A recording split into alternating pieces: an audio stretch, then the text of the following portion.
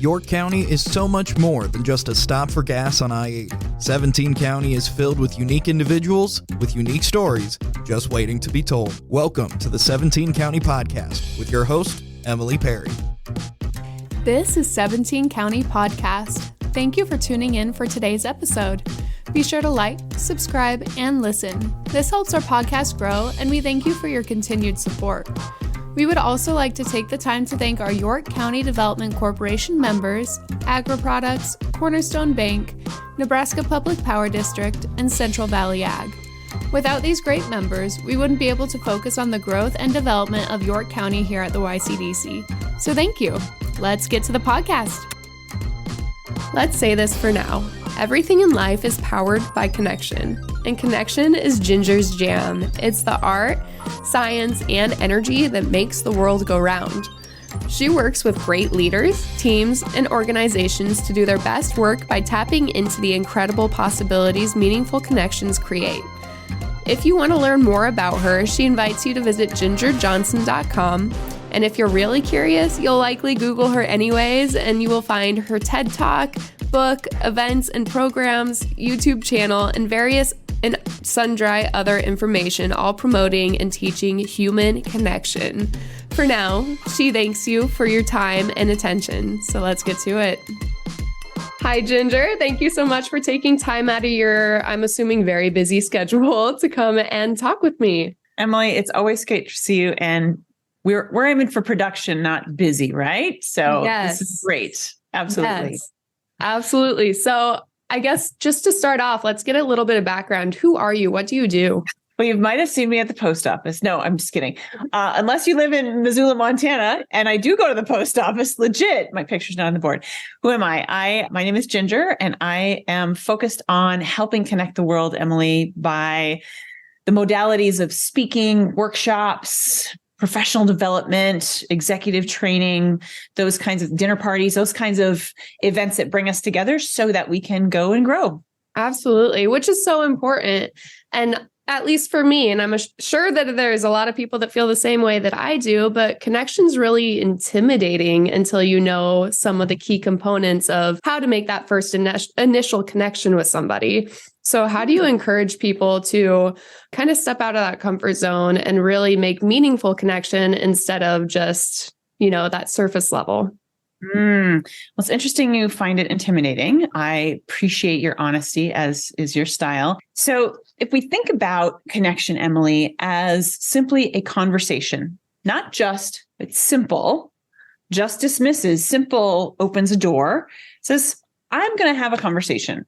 I'm going to see who is willing to engage, get rid of any guilt or pressure or shoulds or have tos. And you've got a copy of the connectivity canon that's in there, the shoulds and have tos. Like, let's throw those out. Oh, I should connect, or I have to go to this networking event, or I should meet norm people, or all this. So like, that's a big weight, Emily. And so often that's what can be in our minds about, well, I'm not sure how to do this. So then we stop. We don't do it. And we might feel whatever we feel about it.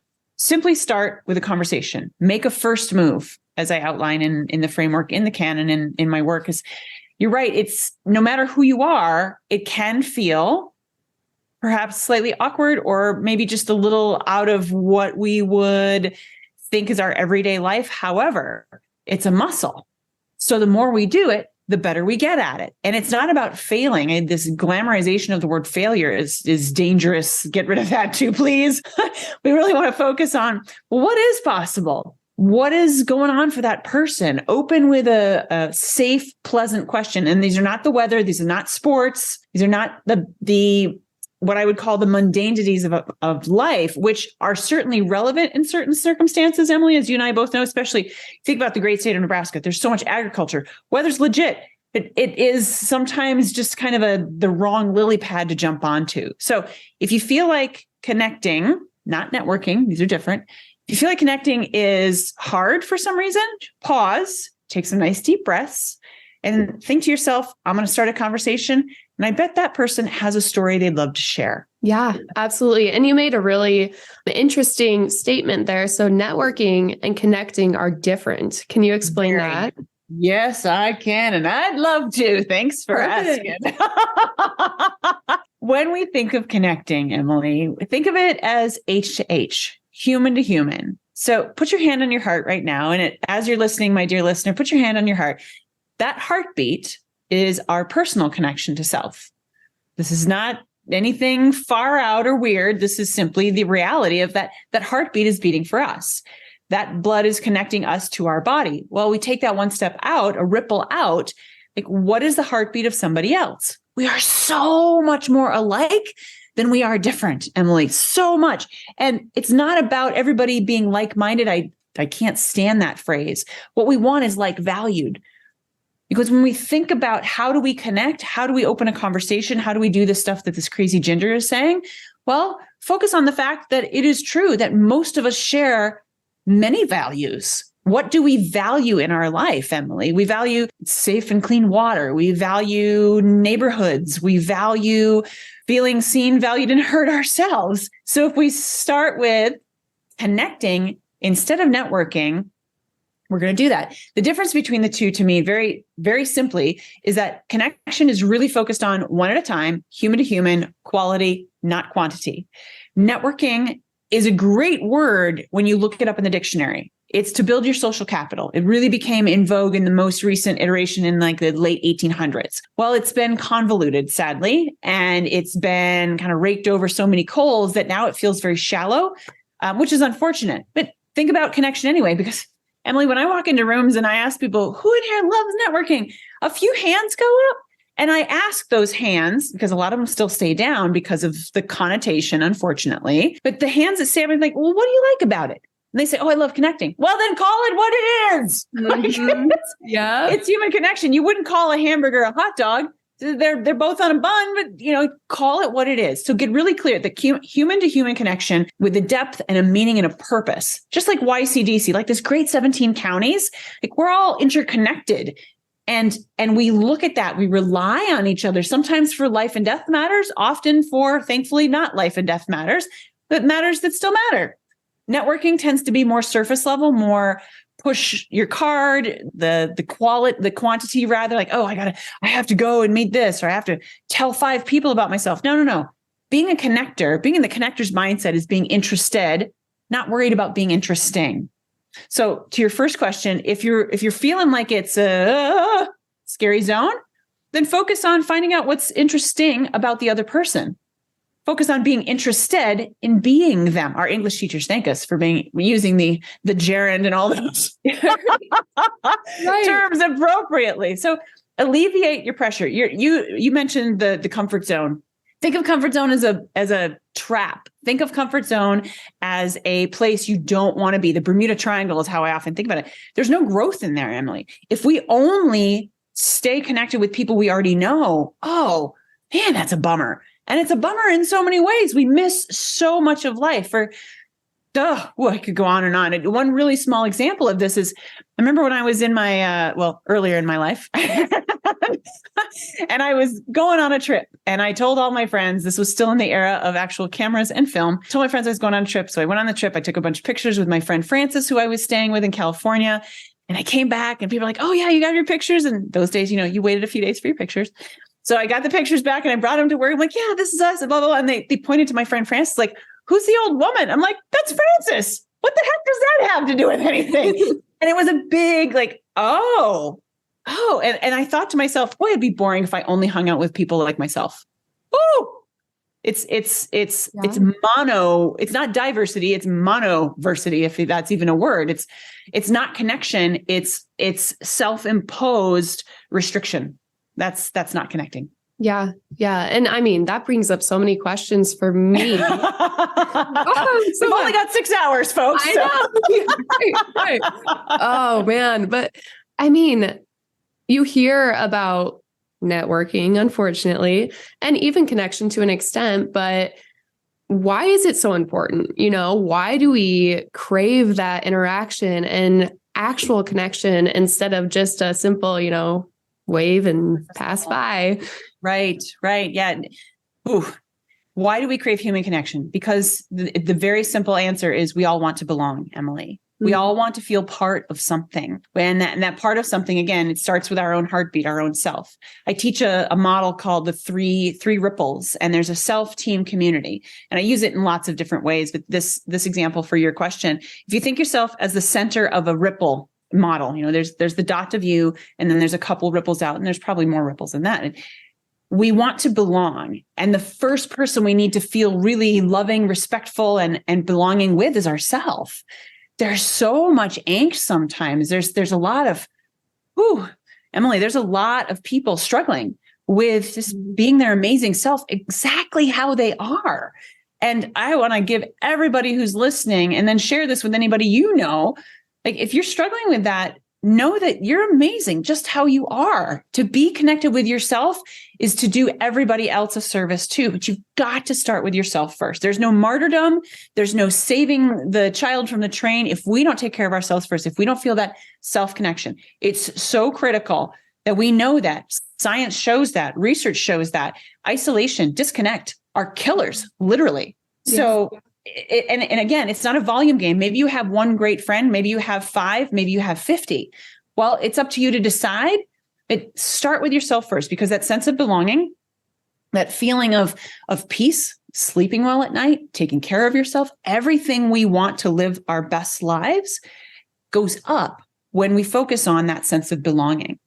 Maybe you've seen some of the articles out lately, Emily, about how there's a shift in the conversation from diversity and inclusion to diversity and belonging. Mm-hmm. I am so thrilled to see that, because that's what I've been teaching for years. Why connection, to your question, why connection, and why does it matter? Why is it important? It's important because without a feeling of belonging, we are adrift. We are not meant to be a solo species. And I'm not talking about what you vert status to yourself, like that's irrelevant in the connection world. That's more of a manifestation of how you choose to move about in the world. I'm not invalidating it, but I'm saying you can't use that as an excuse. So it's that deep sense of belonging, because belonging then fuels everything else. Yeah, absolutely. And I think going off your point of it being kind of a muscle that you have to stretch. Yes. The more connecting and human interaction and real deep, sense of belonging there is, the easier it gets. And that definitely makes sense. And I think both on your personal life and in your professional life and beyond, it's really important to notice that, to accept it, and to encourage both your employees and, coworkers, whatever the case may be, to really tap into that. Yes, you're 100% right on, Emily. There is a deep craving we have as a species. I mean, there's a lot of social species. Every species is social at some way, shape, or form, whether they just come together to mate and then leave, whether they stay together for life, whether they travel in packs, or they're highly like humans. It's this deep-seated intrinsic need to be together and to feel that belonging. It's not just the safety of the tribe. It is the joy. It is the fun. It is the pleasure. It's the heartache.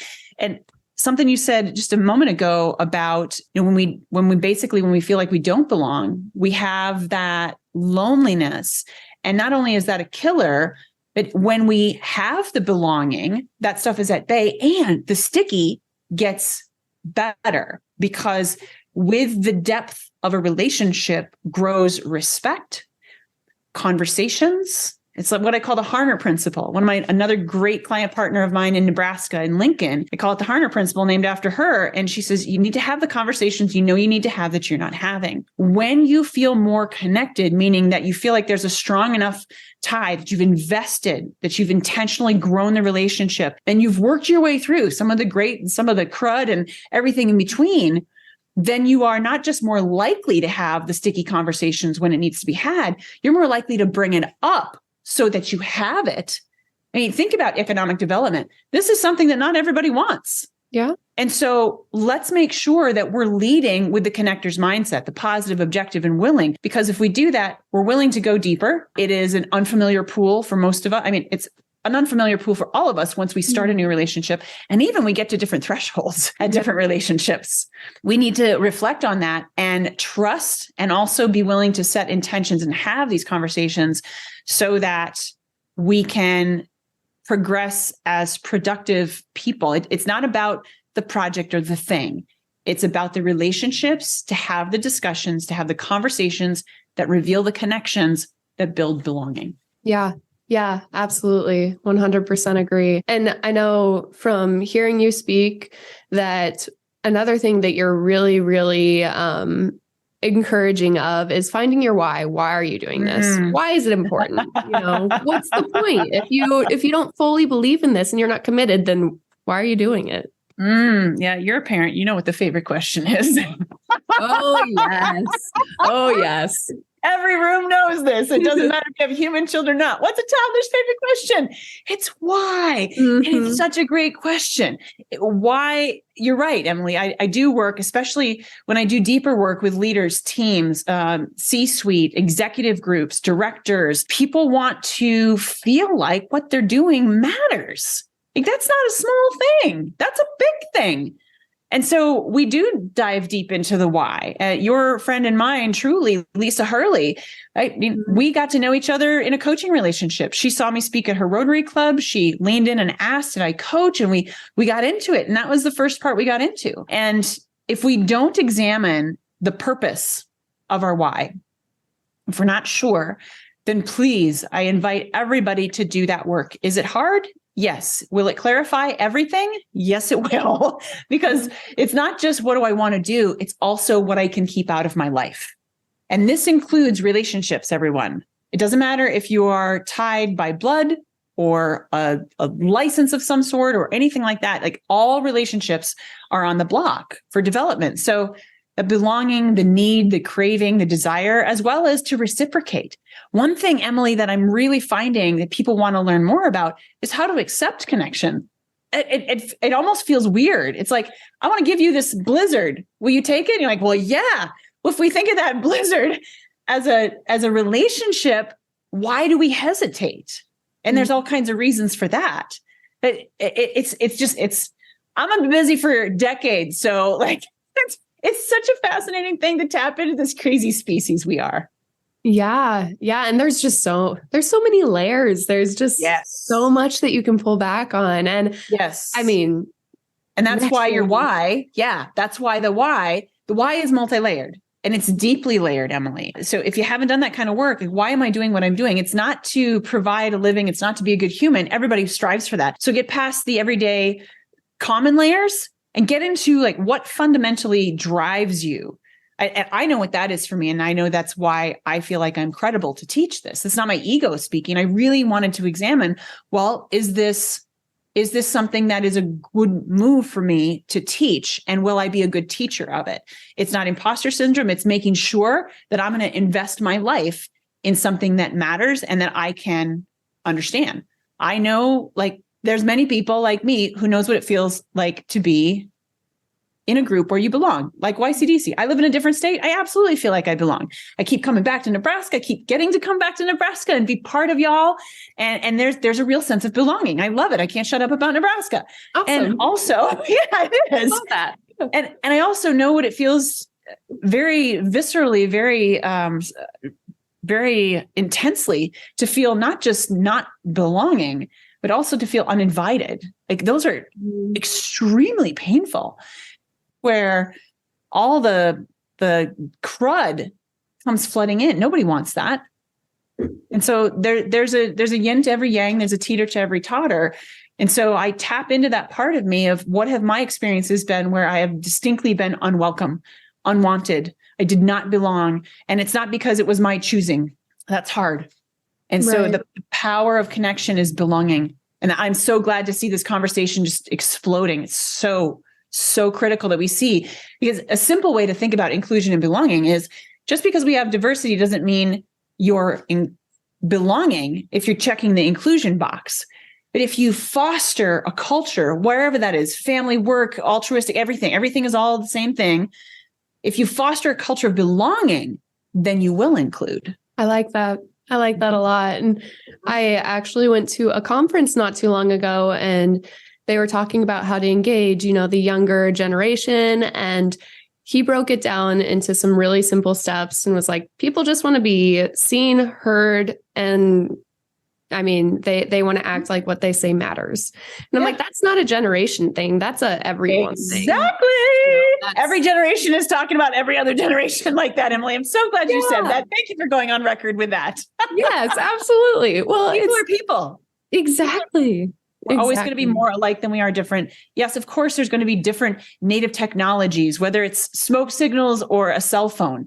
There's going to be differences in geography. There always have been. Mm-hmm. So like, don't focus on what's different. Focus on what's common. Woof. Yes. Powerful. Some powerful. Dum, dum, dum. So let's tap into your kind of coaching hat here. Let's say somebody is listening and they're like, oh my goodness, I just thought about my why and I'm lost. I don't like my job, or I'm in this relationship that's really not good for me, or whatever the case may be. What's the first step? What do you do? You know, I know it's different for everybody to an extent, but yes. And there are a couple of tools that I would recommend that are completely youable, so to speak. You can make them 100% for you. One tool I love to teach is YOU, your org chart. An organizational chart commonly maps out an organization. That's why it's called an organizational chart. And it maps out the hierarchy. I love to do this exercise, Emily, because you put yourself at the top, you drop a line underneath your name, and then you put a T, an upside down T, and you think about, well, who do I want to be? It's not what do I want to do first, y'all. Please hear this. If you do some sort of org chart, and I can send a document or a short video if you like, Emily, to include with the show notes. This exercise of thinking, who do I want to be, is very powerful. Because if we are like you and Lisa and so many great people at YCDC and in the 17 county area, like, yeah, I love this. I love this because this brings me purpose. This helps me fulfill who I am as a person. This is critical stuff. This is not ethereal. This is not ancillary or extra. This is called being a good human. Knowing what the heck you want out of life and doing the best you can out of it. It's very humble. It's very simple. So dropping that down and deciding, well, who do I want to be? What are the things that I would put underneath that org chart? I do that with myself. I did it years ago. A client taught me about it. Like, this is so simple. It's brilliant. I love it. My first few iterations looked like John Madden. I'm over here and I'm over here and I want to be this and I want to do that. And I love this and I don't love this. And it's this free form brain dump to try to figure out who the heck you want to be. And then once you figure that out, like, I want to be a good human. And what does that look like? I'm going to push you, my fair listener, to go beyond the, well, I want to be honest. Well, what does that mean? What does that look like? Do some serious thinking, because we rarely invest our own thinking time so that our being time is really at its best. I mean, maybe we need to put a workshop, do an online or another workshop, just keep coming back for more in fabulous York County. But think about those, because once you get the who you want to be parts in, then you can graduate to, okay, so what would that look like in my endeavors? How does that impact my volunteerism? How does that impact my board work? How does that impact me being a member of YCDC or anything else I'm a member of? How does that impact the work I supposedly want to do? And it doesn't matter what stage of life you're at. Doesn't matter your socioeconomic. There's so many things that don't matter. What matters is then, how do I use this amazing person who I am to good purpose? Yeah. Wow. At Cornerstone Bank, we are committed to providing you the best in banking products and service. With 46 locations throughout Nebraska, we are dedicated to serve you. Cornerstone Bank, member FDIC, equal housing lender. It's hard because it sounds so simple, and in some ways, simple. Yes, it is, but diving inside of yourself is right. It's pretty hard. Right. And to that point, think about it this way, Emily. I'm glad you PS'd on that. Work is work, energy is energy. So you're going to put it forth anyway.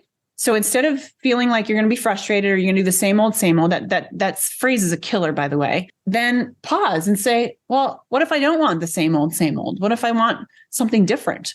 What if I want to shift? You're putting the energy into yourself anyway. So why not do it so it's an investment and not a spend?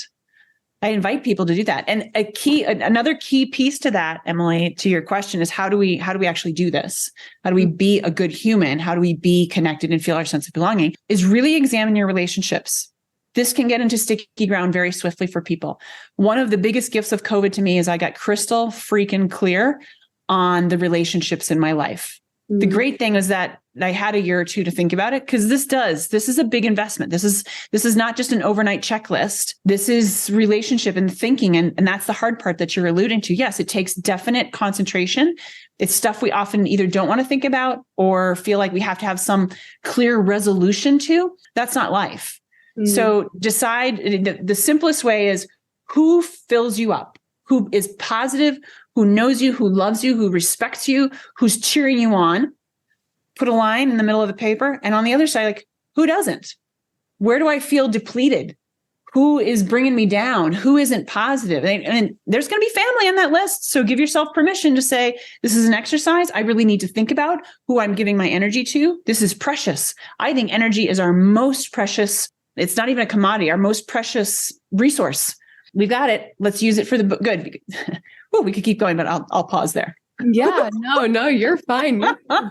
And I think it's really important to realize for any stage in your life, any person, no matter what you're going through, growth is always going to happen. Things are going to change. So you might have to reevaluate every however amount of time, it's not, if you're stagnant, that's not good. You want to be growing. Absolutely. I mean, ask any pond around, right? A little fresh water, a little moving water. Yes. And give yourself the grace and the space, as you've probably heard me teach, Emily. Give yourself the grace and be kind to yourself. Give yourself the space, the time, the actual geographic space where you like to be, where you feel relaxed, calm, that you can think without distraction. This is not an electronic zone. This is the place where you really figure out who you want to be. It's one of the very best banks you can fill. So give that to yourself. We're going through life anyway. Like my very good friend, Mike Sansoni, who gave me the dedication in the book. He said, change is coming anyway. So you might as well open up your arms and give it a hug. And if we shift the idea of change and use the word growth, then a lot more people are receptive. The power of our words are way bigger than we realize. Yeah. Yeah. And I've heard you speak on that point too. I mean, there's certain words that you should eliminate from your vocabulary because they restrict conversation and relationship building and all of that kind of stuff. Are there keywords that you would say, let's not use those, like just strike them from your vocabulary? They're not worth it. Yeah. The language that we use in different cultures, and in ours, American language, I call it American because we're not English. Words by themselves, standing on their own, are powerful and they're wonderful. I do have a list that people who sign up for my newsletter get. I call it Words to Use and Words to Purge. It's a free gift. You sign up for my newsletter. It's gingerjohnson.com/subscribe. So if you want it, it's a 2-page. And I try to give some context to this, Emily, too, because I'm not out to vilify any words, even the word networking. It's a fantastic, actually, I think it's a better noun. It's not, to me, it's not the action word. If you think of network as a structure, great. What is the structure of the relationships I have? I think that's really useful. But if we're thinking about connection with people, then don't use the networking word, because sadly it's convoluted. It's like the word corporate. Corporate inherently is a great word. It means you're incorporated. You are thinking, you are organized, you have a plan. And so they're like, I don't like corporate America. Well, first of all, that's too bad, because there's some amazing corporations. So there's different ones. I would definitely say the one on that block would be, we never need to use the word, I know I just used the word never, but B-U-T. You have one with 2 T's, use that. Replace your but with an and. Make it additive, make it constructive, but dismisses everything that comes before it. And that's a heartbreaker. So that's definitely one. Use and, and then use and some more. I learned that years ago from Jack Anderson. I love that his name starts with and from Ace Hardware. And it literally changed my life, Emily. Oh, and I hadn't thought about it. I rarely use but, because you don't need to. That's true. And I feel like that word helps with hard conversations. Because if you're doing, the positive reinforcement with what to improve on, if you use but, then it just that positive reinforcement goes out the window. That doesn't matter anymore. Right. Like, did nothing I say, is that like, it's so defeating. Disappointment is another one I would ask people to strike. That's heavy. That's an expectation, which is another word I would strike. Those are external. If you come to me and say, Ginger, I'm disappointed with this, I'm like, well, that's on you. That's not me. Don't throw the load of bricks on me because you're feeling some way. Let's talk about this. That's why connection, if we're connected, you can come to me and say, Ginger, I'm really struggling with this thing that maybe I'm doing or whatever. I'm like, okay, Emily, let's talk about it. Because the disappointment, the expectation, this backhanded, I thought you were a better person, like this really, frankly, narcissistically negative language that's dangerous. That is just dangerous. There's a couple resources: Fierce Conversations, Radical Candor, which I just was using with Mitch Bartholomew in York County School District Superintendent. He and his team, we've been working with that. It's a game changer. So pay attention to our language. Crucial Conversations, another phenomenal book, very real, very legit, very useful. So there's a lot of resources out there to think about how we are conversating so that we connect. Yeah. And that's something I feel like you have to be conscious of all the time. Because when you get used to talking a certain way, excuse me, that's how you talk. You don't really think about it until you try to. Yep. And then the last couple, and we'll move on, is I love to teach actually the language of connecting. It's a workshop I love. It's definitely really great for retreats, for sales teams, for execs, to really think about how are we leading our lives. And the language of connecting also, there is real specificity in our progress when we pay attention to what those things are. So I know I promised you more, but I'll stop. And if people want the list, they can go and get that themselves. Yeah, absolutely. And they're free to reach out to anyone from the York County Development Corporation, and we can put you into contact. No issue.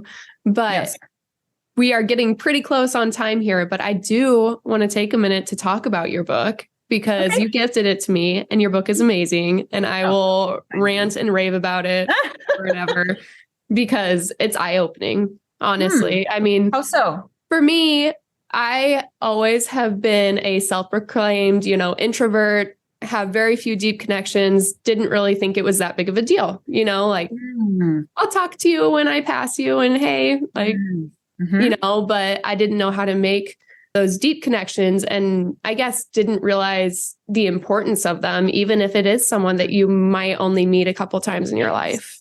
It's still so crucial. And that was kind of a wake-up call for me. Don't go to these conferences and all these things just to sit in a chair and listen to people talk at you. And I mean, there's just so much more of it, or more to it than that. Yes.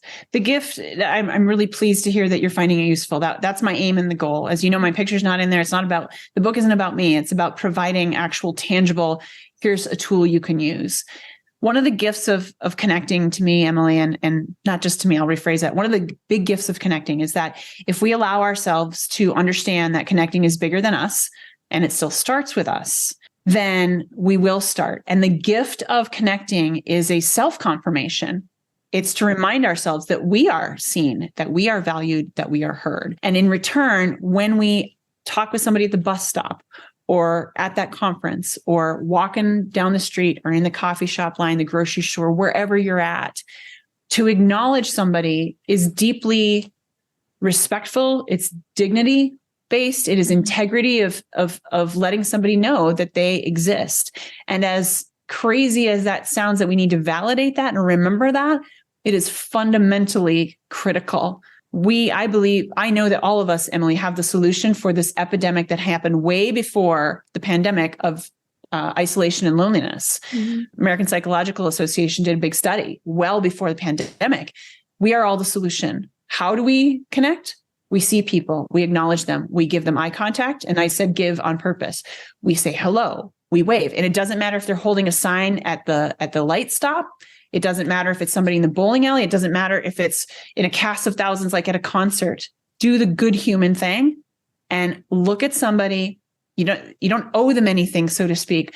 But what you do want to give them is the gift of being seen. That is belonging. That will change lives. That can save lives. That's powerful. Very, very. And I've had a couple conversations with some of my friends and my husband about this connection and how important it is. And I was like, man, until I kind of analyzed it, I never realized how much it meant to me. And I'm sure it means to others that I am important enough for you to take time out of your day to come to me and say hello. I mean, even if it's a simple hello, haven't seen you in a while. I hope things are great. I mean, it's powerful. Yes, it is. And it's not time out of your day. We all have 24/7. So let's shift that thinking. We do have the time. We're going to choose to utilize this fleeting gift of time to acknowledge other humans. I don't know about you, Emily, but before I take that big ash nap, I want to make sure that I'm as good a human as possible. And that involves seeing people. Here where I live in Missoula, Montana, there are definitely people at the stoplights. When I lived in Southern Oregon, I really struggled because I felt like I needed to do something or give something. And I realized finally, epiphanously, that what I can do and what I can give is my attention, my respect, and an acknowledgement. That is free. It takes 2 seconds, and we humanize so many more people. Yes. 100%. Well, let's leave it on that very powerful and moving note. Thank you so much for joining me today. I'm sure that this is going to help so many people. I know that having these conversations that are very frank and honest and open are what we need to do. I mean, even if they're hard, they need to be had. So yes, and there are going to be hard ones. So focus on those and focus on the other side. Like, I'm willing to have this. I'm willing to connect. I'm willing to grow.